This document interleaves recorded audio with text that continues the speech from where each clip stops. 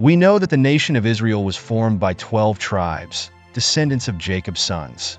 One of those sons was Dan, the founder of the tribe of the Danites. The Bible, although providing little information about Dan, records important facts about his tribe. Based on some of these details, there is an ancient interpretation within Christianity suggesting that the Antichrist might belong to the tribe of Dan. Any discussion about the identity of the Antichrist sparks great interest, especially theories like this that fuel people's curiosity. But who was Dan really, and what is the true story of his tribe in the Bible? That is what we are going to explore in this video. We know that Jacob, Dan's father, was married to Leah and Rachel. Rachel, his favorite wife, was barren for many years, and at that time, barrenness was considered a great disgrace. The lack of children could mean family scorn and helplessness in old age. To solve this issue, there was a custom that if a wife couldn't conceive, she could give her maidservant to her husband to bear children on her behalf. This is what happened with Rachel, who offered her maidservant Bilhah to Jacob. Bilhah conceived and bore a son, whom Rachel named Dan, a name reflecting her belief that God had judged her case and granted her a child. Jacob's family was marked by tensions. He had 12 sons with 4 different women, which created jealousy and constant conflicts. Dan, as the son of a maidservant, faced an ambiguous social position. Even though he was considered one of Jacob's legitimate sons, his mother Bilhah did not have the same status as Leah or Rachel.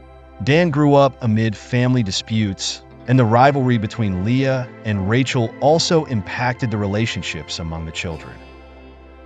Despite participating in daily activities like tending the flock, Dan lived in an environment of distrust. The Bible recounts that Dan was the father of a son named Husham.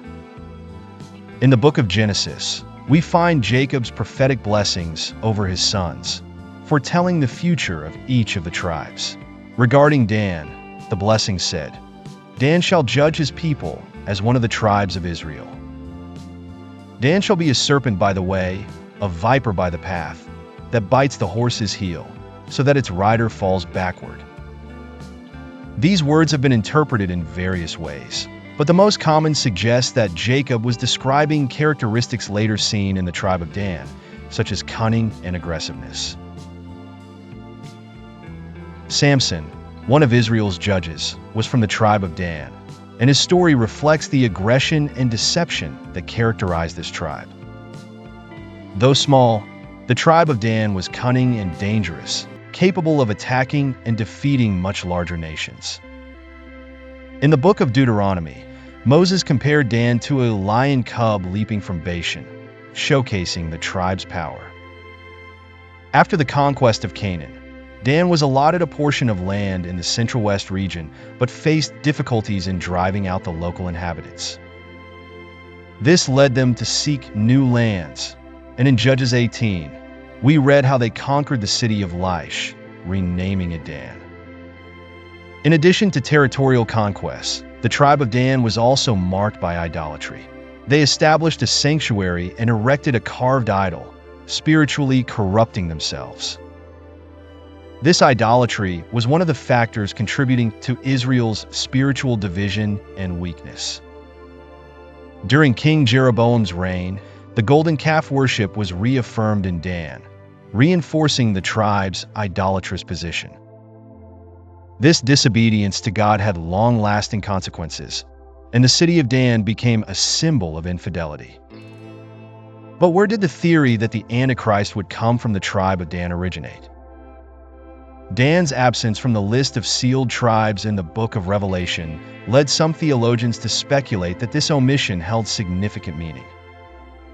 Irenaeus of Lyon, one of the church fathers, was one of the first to suggest that the Antichrist could come from Dan, associating the tribe's betrayal and idolatry with the figure of the Antichrist.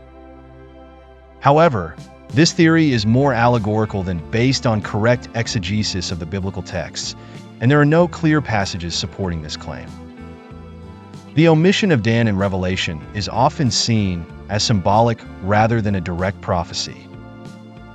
Other scholars suggest that this absence reflects God's judgment against idolatry, especially as the tribe of Ephraim, also associated with idolatry, is not listed either. Therefore, there is no concrete evidence linking Dan to the Antichrist. Instead, the story of the tribe of Dan teaches us about the dangers of idolatry and the importance of remaining faithful to God, even in times of adversity.